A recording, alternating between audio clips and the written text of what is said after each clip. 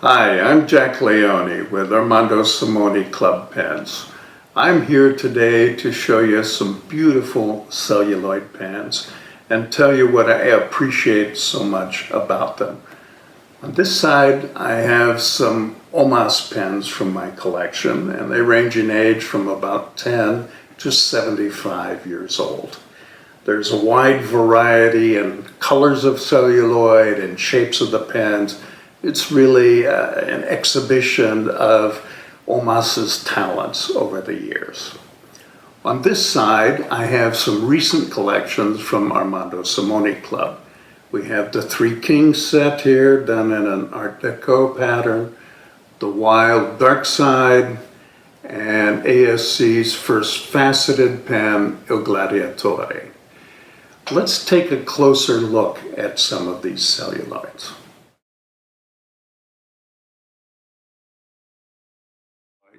We'll start with the Extra Lucens. This is a 75th anniversary model, but this kind of translucent celluloid that you see here was in use by Omas back in the 1930s and produced in various forms over many, many years.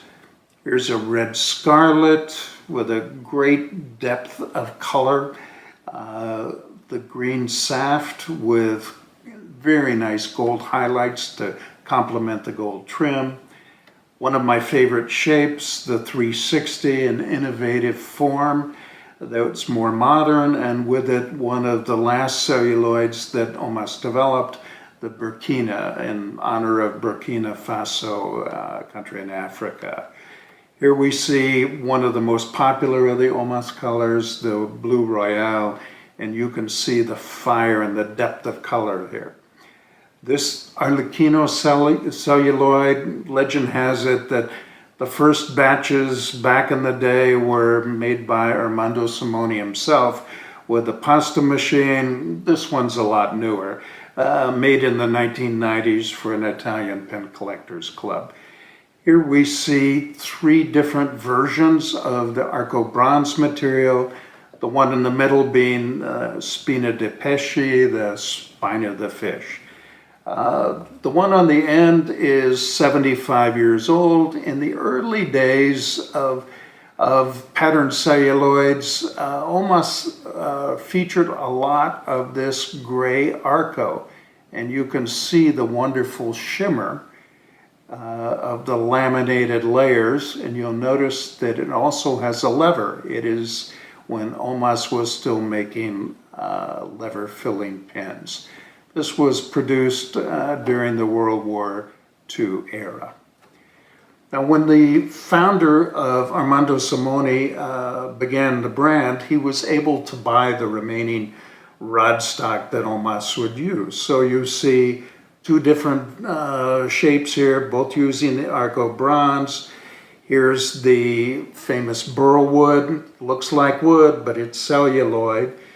Here's the Arco Verde, the green Arco, and here is the Wild, which is a pattern that goes back many, many years. I have a vintage Omas from the 1930s made in the same basic pattern. So as I look back on the times when I acquired my vintage Omas, I was like other buyers. I was paying normal retail prices. They always seemed a bit expensive at the time, whether it was $4.95 or more. What I realize now is all of these vintage Omas pens are worth more than I paid for them.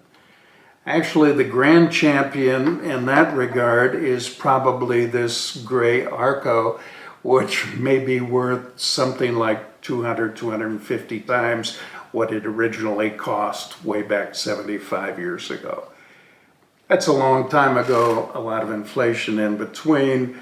The point is, not only are they beautiful writing instruments that perform very well, but they really hold their value, and it just speaks to the admiration and the appreciation that aficionados of fine writing instruments have for these celluloids.